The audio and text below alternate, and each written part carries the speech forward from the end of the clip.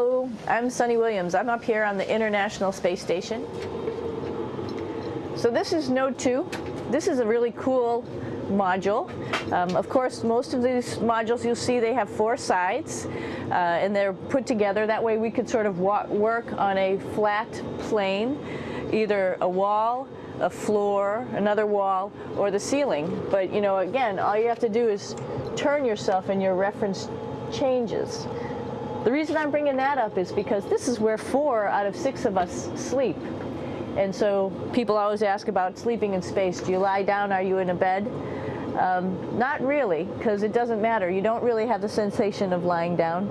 You just sit in your sleeping bag. So here's one sleep station right here. I'm going in right now. You can follow me if you want.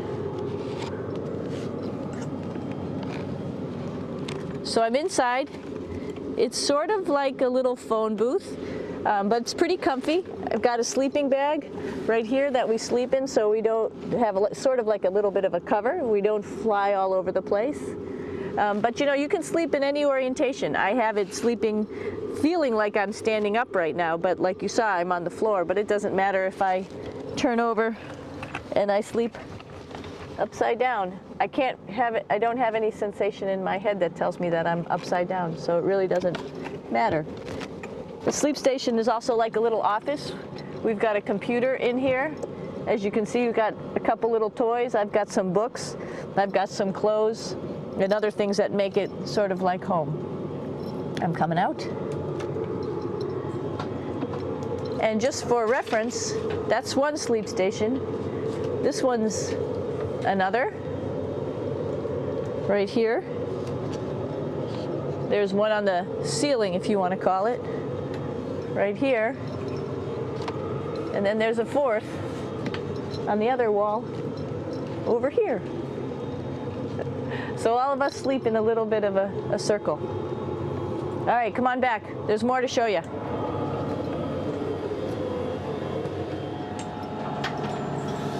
I know that there's some questions about how to use the bathroom and how do you actually live in space like normal, like at home. I mentioned real quickly about getting up in the morning and brushing your teeth and washing your face.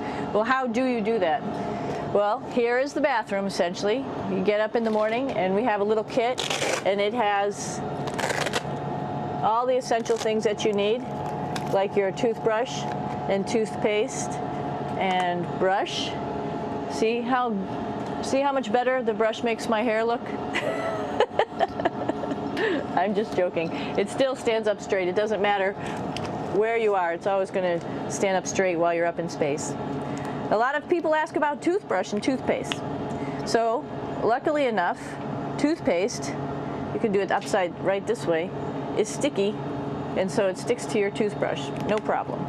Another cool thing is that water sticks to your toothbrush too.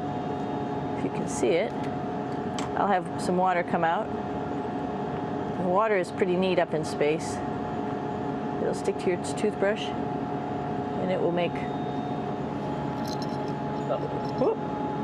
a big bubble, and that's just by surface tension. And then you can drink it. So a lot of people ask about what do you do with the toothpaste after you brush your teeth.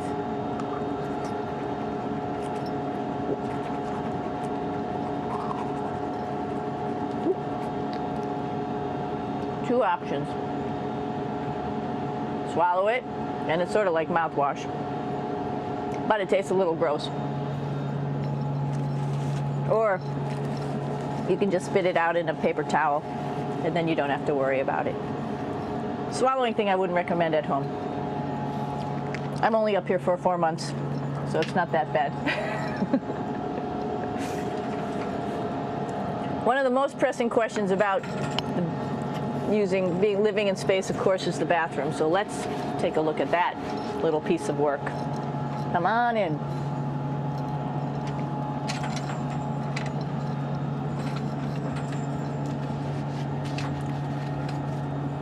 Here we are at the throne.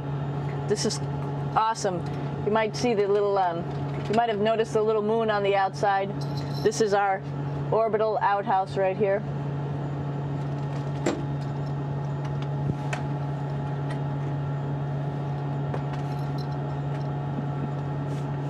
And of course, it serves for two functions. Number two, right here. I'll show you. But you see it's pretty small, so you have to have pretty good aim, and you be ready to make sure things get let go the right direction. And it smells a little bit, so I'm closing it up. And that's of course for number two. And this guy right here is for number one. So they're sort of two slightly separate functions, but you can do a little, essentially both, by hanging on right here and doing number one and number two. I might add it's color coded so you really don't get it mixed up, which is nice. This is yellows for number one. And also there's a selection of paper. People always ask about toilet paper. What do you do with toilet paper? What kind of toilet paper do you have? We have gloves just because sometimes it does get messy. We have some Russian wipes, which are a little bit coarse if you like the coarse type of toilet paper. We have some nice tissues, which are nice and soft if you like soft toilet paper. We have Huggies, just for any cleanup. You know, we were all babies once, and this sort of helps. And then if things get really out of control, we have disinfectant wipes, just to make sure we clean up here. Because, you know, just like the water I showed you, the number one stuff can sort of go all over the place if you don't aim correctly. And did I mention both of these have a little bit of suction, so they should keep things going in the right direction. But like I said, sometimes things get a little out of control if you are out of control yourself flying around. So we have lots of protective stuff. And of course, you do have your privacy. There's a little door, so other people know that you're in there. Here's a pretty cool place. This is sort of like in your house where everybody meets in the morning. After you wash your face, brush your teeth, you want to find something for breakfast. And this is our kitchen. You might notice there's all sorts of foods here. It's like opening the refrigerator. You got all your different stuff that you want to have: drinks, meats, eggs, vegetables, cereals, bread, snacks. And that's a good place. That's where you find all the candy. Side dishes, and then some little power bars just in case. So we have all this type of food. Some of it is dehydrated, and so we have to hydrate it, fill it up with water. Some of it is already made, and then all we have to do is heat it up. So something like this, I'm pulling out barbecued beef brisket. Pretty yummy. Not only is this food made in the US, but we also have food here from Japan. We've got Russian food. As you can see, all these red containers are filled with food that's from Russia. And then we get some of our specialty stuff, some things that we like, some of our favorite stuff that your family can send up. In fact, I like fluffernutters, and so I got sent up some fluff so I could make my fluffernutter with peanut butter. So you have a lot of food up here, no problems. Now, I'm going to say where we are. So right now, we're in the Japanese laboratory. It's one laboratory out of many here on the International Space Station. It's actually on the left-hand side. If I was International Space Station and I was flying through space like this, my left hand would be where the Japanese laboratory is.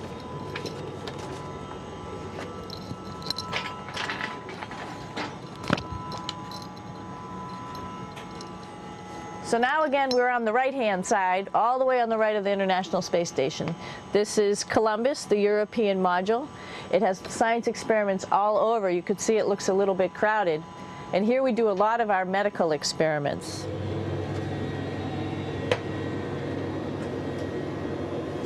Here we are in the US laboratory.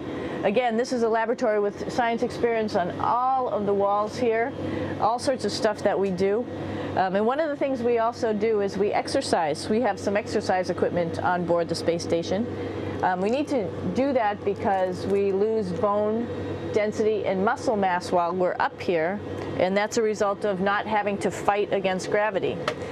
So how we keep ourselves in shape are with a bike, a treadmill, and a weightlifting machine. This is the bike. You notice the clip pedals? So all you need to do is actually clip your feet in, and then you can start pedaling. You don't need a seat because you don't sit down. Actually, I haven't sat down for 6 months now, so you don't need any type of seat. Just make sure you're held in with your pedals. You probably see that the bike bounces around a little bit. As I move it, it's not steady and held to the wall firmly. And the reason for that is the space station is pretty big. You saw that there's also solar arrays on the space station. If we start putting any forces into the space station, it's going to make those solar arrays bounce around a little bit. So to prevent that, the machines bounce around a little bit, move around a little bit, and that way we don't put any forces onto the structure of the spacecraft out to the solar arrays. All right, a little farther on. Come on.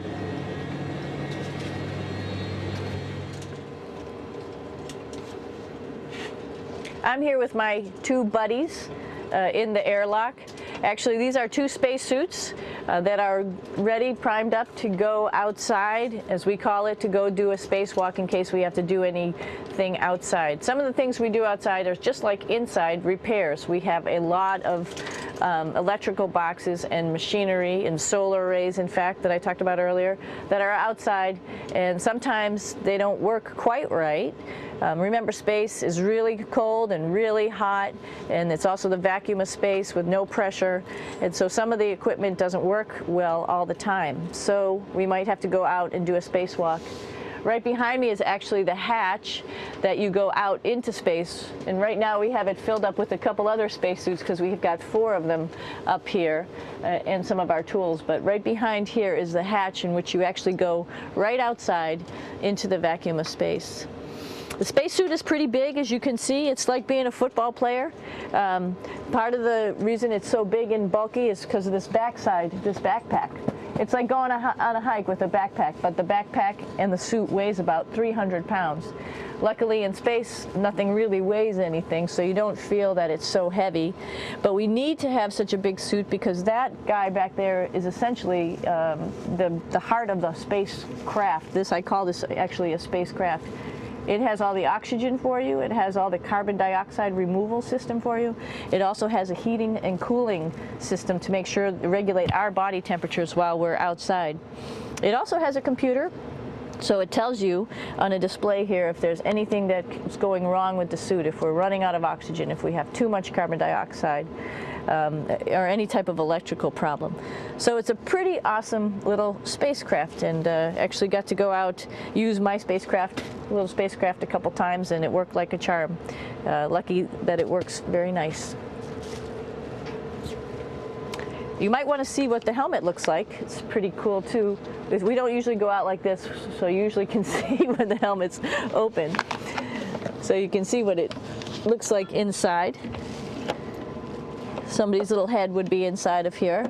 So you can see, you can turn your head all the way around while you're inside of there, but the helmet stays still. So that's determines how far you could see.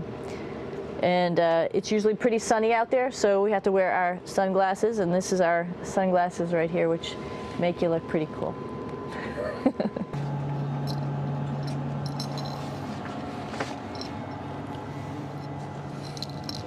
It's like a glass-bottom boat. This is the cupola. It sticks down below the space station. It's one of those places you find yourself hanging out in all the time because all you want to do is look back at our planet. I think some questions I had were about what do you do in your free time? And you can't help but want to just come to the cupola and look outside as much as you can. And a lot of folks, I play this game with myself about where we're flying over the Earth. Try to come in here and just guess. After being here for a little while, you can sort of figure it out. You can tell different cloud types over different continents. You can tell different soil types over different continents. So let's see. And then, of course, there's a lot of ocean. So usually we're over the ocean at first glance. I will tell you in just a moment where we are.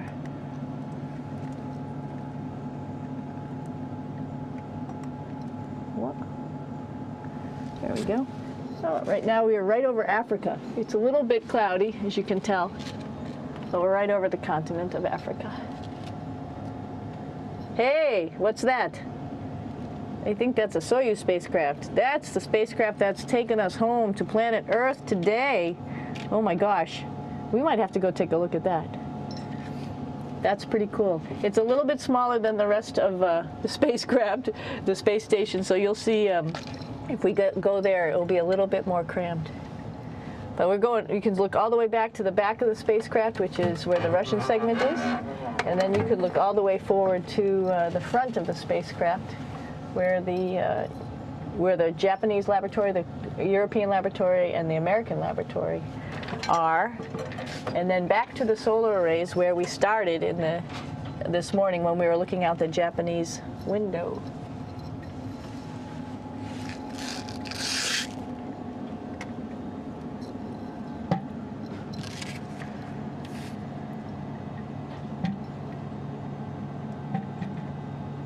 So other questions that were here are, what would you recommend as a job, and to what type of person would want to be an astronaut?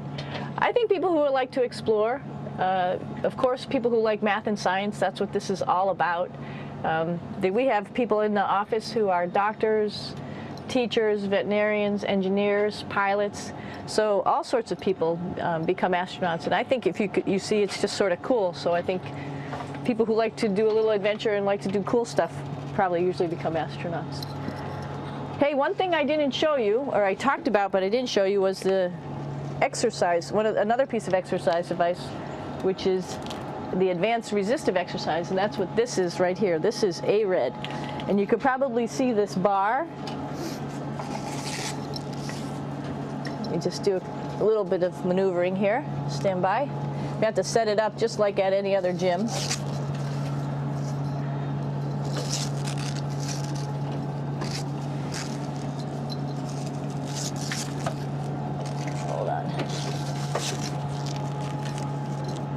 Show you how this works.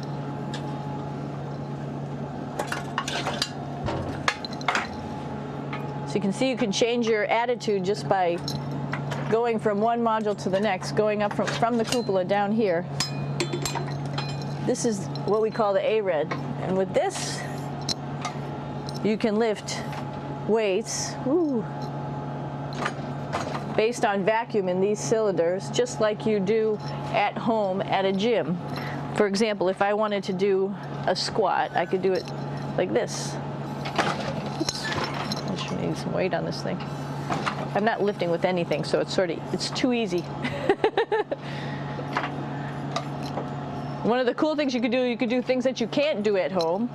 For example, single leg squats with just one leg, because the other leg, you won't fall over. So all sorts of stuff. You can also do bench press. We have a bench that we could add on here, so you can work on your beach muscles.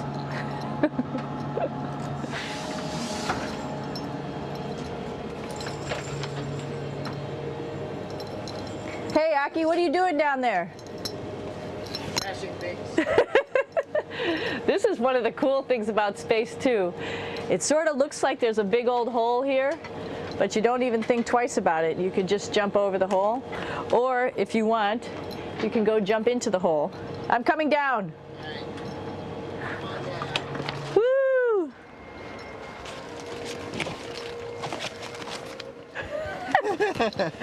Then you can come right back up again, like Superman.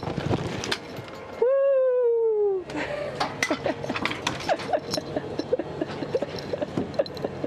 We're lucky we have a really cool big space station that you can fly around in. That's actually called the PMM. You might have saw it out the window. It's a big silver canister. What's really great about that is it's essentially our closet in our pantry, or whatever you want to call it. We have extra food down there, we have extra clothes, we actually throw the trash out down there. So it's nice and organized, and we have all of our stuff that we need while we're working in all these other modules all stowed in this location down here. And it's a lot of fun to play in. So we're going into the Russian segment. Be ready. You don't need a passport either.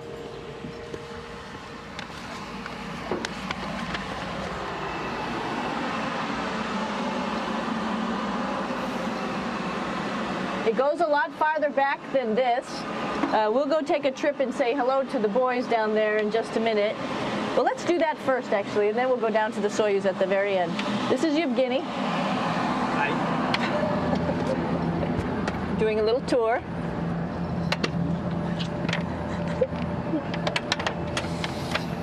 This is the FGB, and what's cool about this module, it is actually the very first piece of the space station that came up in 1998. The space station has been around for about now manned for 12 years, but it's been up in space for about 14 years. And this was the very first. It is like the Russians' PMM. It has a lot of storage, as you can see.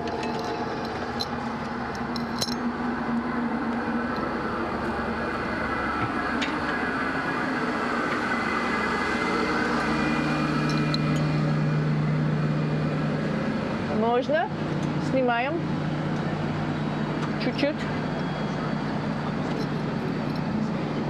So here we are in the heart of the space station, really. This is the service module. This is the central post. In case we had any problems, I know a couple of the questions were about what type of things do you have to worry about. And some of the things we have to worry about in space are fire. If we had a fire, if we had a depressurization, like we were hit by a micrometeorite and it made a hole, or if we had some type of toxic atmosphere. We use ammonia for our radiator, so there is a possibility that ammonia could come into the vehicle, and then it would be bad for all of us. If we have any of those problems, we come right here, which we call the central post. It is the main heart of the space station. It was also the first computers that came up here that ran the space station, and so behind this wall right here are these main computers. So we gather here as a group of 3 or 6 and then figure out how we're going to either fight the fire, patch the hole, or solve the toxic spill. And what's cool about this module, of course, it's the central post. It also has great windows right down toward Earth. It has controls to fly in visiting spacecraft if they need some assistance right here. It has Russian computers as well as American computers to help us control anything we need to on the space station. It's a couple of our crewmates back there, Oleg Novinsky on the right and Yuri Malenchenko on the left. And there's also a second bathroom here, which is really cool because 6 of us going to one bathroom is really tough. And so there's one bathroom here and one bathroom on the other side where I showed you. And you can probably see on the wall behind Oleg and Yuri some of the heroes of the space program. Sergei Korolev, who was a chief designer of putting men into space, and of course on the right-hand side, Yuri Gagarin, the first man to go into space. So just reminds us of our roots. Yuri, what are you doing? Что делать? Coffee. Making coffee? Yeah. Oh. Black coffee. Yeah. Looks good. Okay. Спасибо. We're going to check out our Soyuz real quick. Make sure it's ready to go. All right, back to the Soyuz.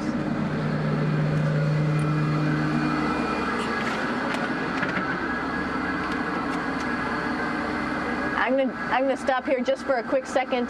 You can see on the Russian spacecraft there's also other modules that stick out, down, and above. Right here is, let's see, I'm trying to be oriented. That's a place where we do spacewalks from for the Russian side. There's Russian spacesuits in here, and also a visiting vehicle which brought fruits and vegetables and becomes a trash container when we undock. Up on this side is also a future place where they're going to do spacewalks from, and connected to it is Kevin's, Oleg's, and Yevgeny's Soyuz spacecraft. And now let's go see ours. Whoa! Извините. No problem. Это пробка.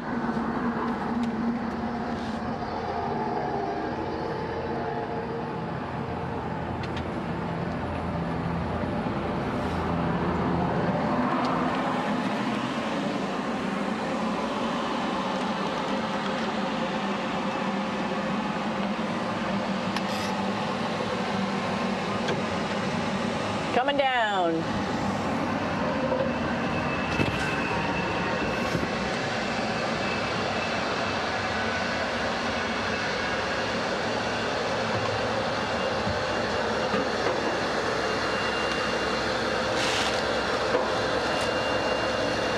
little tricky getting in here.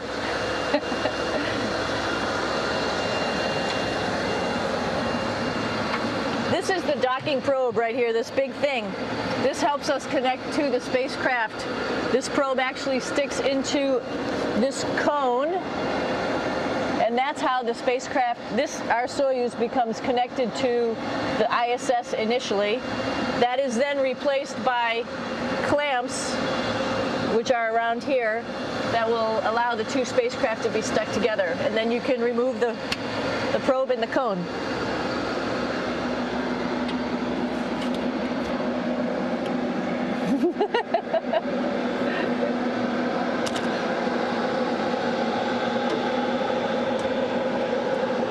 You okay? All right, so here we are in the Soyuz. This is what we call the BEO, the living compartment, bytovoy otsek in Russian. It also has a little bathroom. It's not as good as the other bathrooms, so we try not to use it too much. It has drinking water in it if we need something to drink. And then, of course, it's filled up with a lot of cargo for us.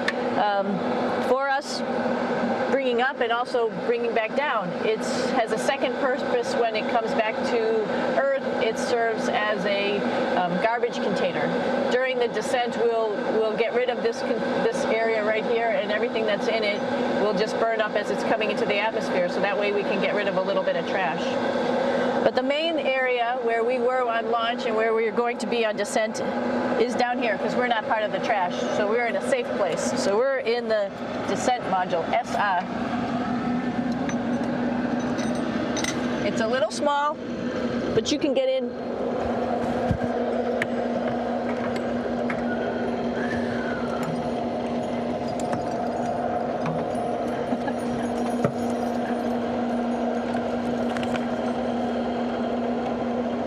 Not sure how well you could see in here. Hold on for a second. I'm going to turn it up this way, just so you could see the hatch and you could see Kevin. It's a little bit small, but we'll come in and show you around. You coming in? Probably not. Okay.